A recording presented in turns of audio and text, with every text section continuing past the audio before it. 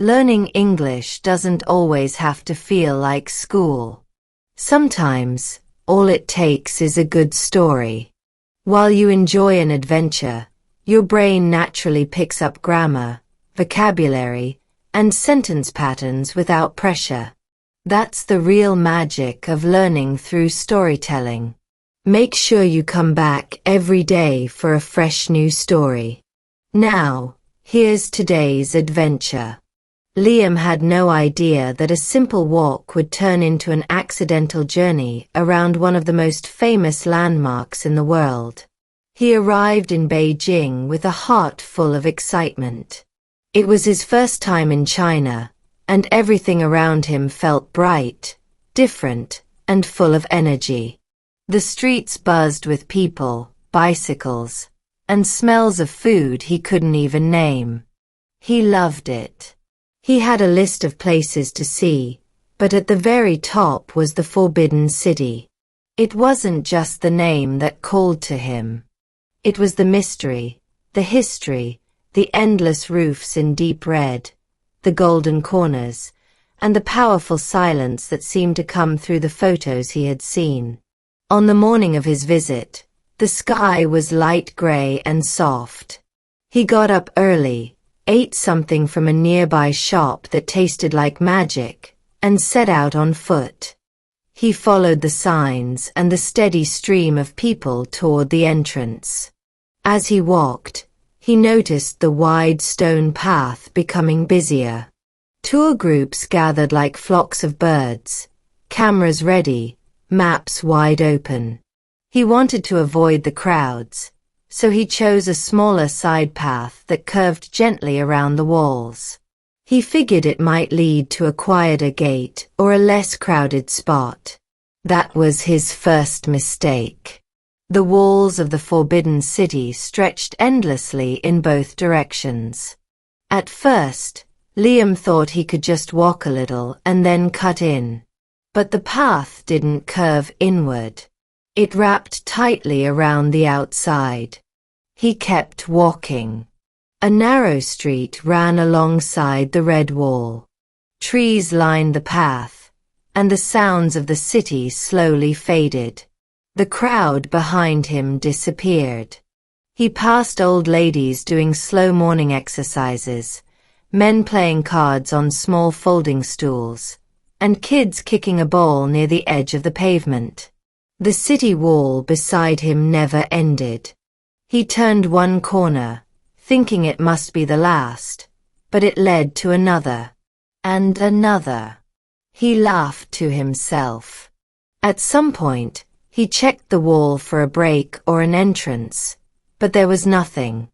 Just solid red stretching high above, decorated with golden shapes and guarded by stone lions at intervals. His legs began to tire. He hadn't planned on such a long walk. Still, something inside him pushed him forward. He passed a canal that ran alongside part of the wall. The water was still and reflected the wall perfectly. Birds landed on its surface, and tiny leaves floated slowly across. He stopped for a moment on a small stone bridge. The air felt cooler there. He breathed deeply, then kept going. By now, he was certain he had walked halfway around the entire complex. The people he passed were no longer tourists.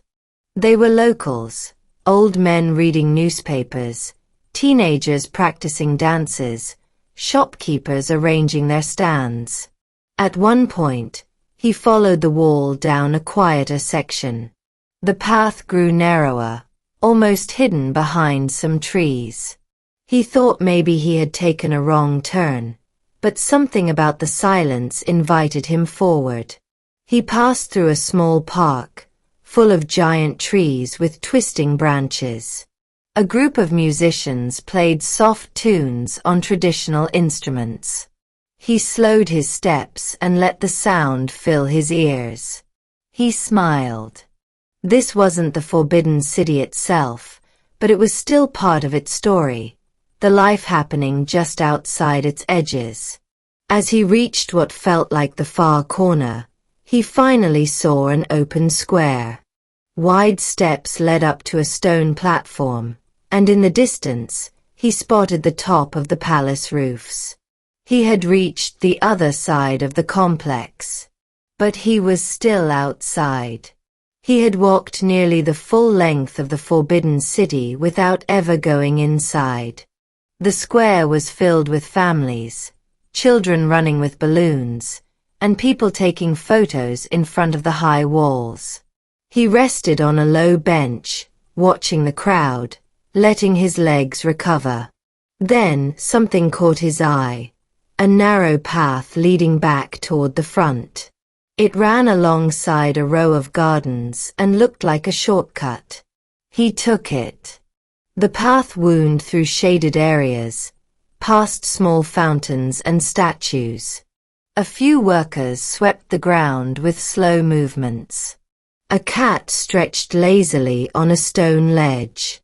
As he walked, the sounds of the city returned. The low hum of traffic, the beep of scooters, the music from a nearby shop. Finally, after what felt like an entire journey, he stood again at the front of the Forbidden City, right where he had started. This time, he didn't take the side path. He followed the main crowd through the gates, past the ticket checks, across the wide courtyards. Inside, the Forbidden City was as magical as he had imagined. The roofs sparkled in the sun. The buildings stood strong and proud. Every corner felt like a step into the past. He wandered slowly, not just looking, but feeling. He thought about the emperors who had walked these halls. He thought about the guards, the servants, the artists, the cooks, all the lives that had once filled this place. He stood before the throne room, its golden seat empty and shining. He stood in gardens with rock formations that looked like waves frozen in time. He stood by gates so wide they could hold secrets behind them for centuries. And yet, his favorite part of the day had already happened. It wasn't the throne or the towers or the red columns. It was the quiet walk around the outside. The surprise of it. The people he had seen. The parks. The bridges. The music. The life that danced right next to history. By the time he walked back out, the sky had changed color. The sun had dipped low, painting everything in gold. The crowds thinned. The air turned cooler. Liam stood for a moment at the exit and looked back. He hadn't planned to take the longest route. But sometimes, the unplanned path becomes the best one. He smiled and stepped back onto the street, ready to explore whatever came next. You just followed Liam on a long walk around one of the most famous places in the world, and along the way, you picked up natural English grammar, vocabulary, and structure, all without thinking too hard. That's the power of learning through story. Come back tomorrow for another adventure, and leave a comment telling us, have you ever taken the long way and ended up with something better? Let me know if you'd like the next one.